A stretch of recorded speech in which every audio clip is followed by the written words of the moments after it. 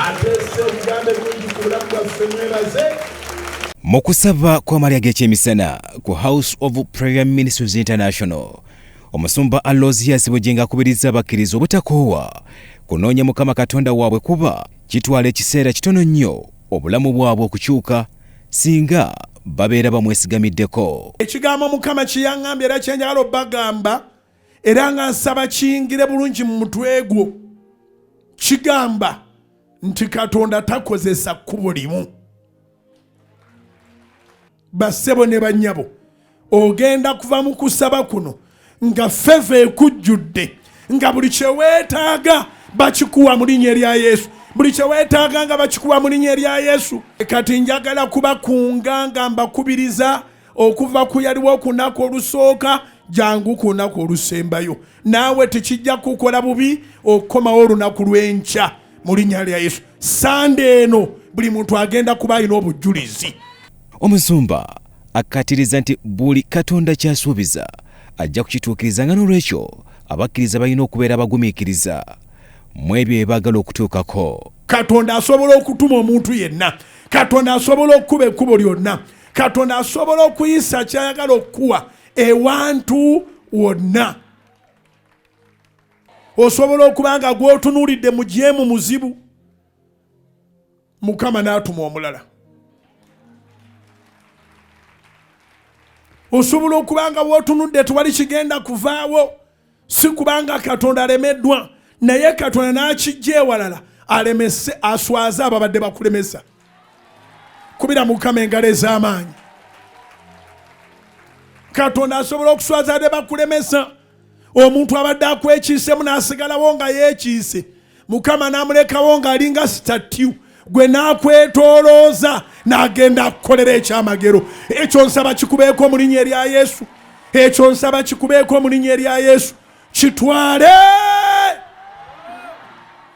Ategeezezza nti Mukama Katonda waabwe alina obusobozi okubalwanira entalo singa babeera bazimukwasizza nga bakkiriza mitima gyabwe nti asobola. Enkola zonna Mukama azisobola. Okumenyaamenya abakulemeseza ne kivaawo bakiremeseza. Katonda asobola okusitula atudde ku kintu kyo n'amukasuuka wala gy'atalidda. Kyava agamba mu Isaaya 5 olunyiri olw'22 nti mutunulire nze mulokoke mwe enkomero zonna ez'ensi. So basobola okukugamba nti ky'olinda ne bw'okivaako kubanga oli akituddeko w'amaanyi, ali connected, ali everywhere. There is only one God who is everywhere. Totya tewali Katonda mulala. Era n'okujja kwa mu service zino kiraga naawe okikkiriza nti wali Katonda mulala. Katonda anaakukolera yono gwe tusaba mu linnya lya Yesu. Mu kusaba kuno mukyala Lukwanza Apofia eyalokokera mu lukuŋŋaana lwa Crusade embalala olwategekebwa House of Prayer Ministries International awadde obujulizi ku ebyo Mukama Katonda byamukoledde okuva lwe yalokoka era nga kwatadde n'okuzaala ezzadde ery'abalongo. Nanoonya okuzaala okumala emyaka 3.5 ng'agenda mu gw'okuna nga bba wange atambule buli wamu naye ng'azaala abaana abawala. So lwali olwo nga tubeera Lugazi ne mugamba njagala kugenda mu Independence naye tegololo. Nangamba ate gwe wanandikadde ogenda mu by'abakokolo ne mugamba ku luno njagenda. Namba transport nengenda natuuka essaawa 2 ez'ekiro.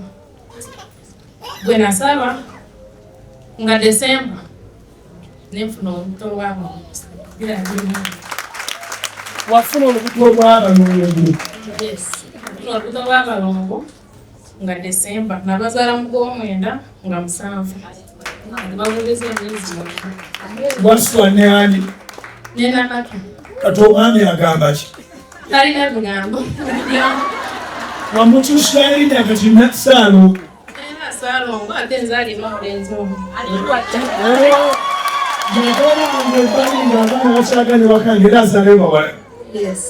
Gwe ng'oluddewo okuzaala era tolinayo baana balala. wazaala kumuka gwema ababa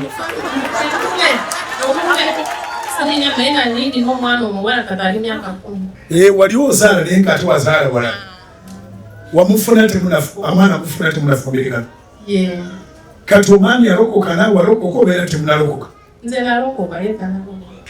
walokako olubajja mu independence night ekolo oba lufannyuma bwe twagenda ekakyeka Bya Ismail Kinto, Swalti TV, Omunnyo. Katonda akuwe breakthrough.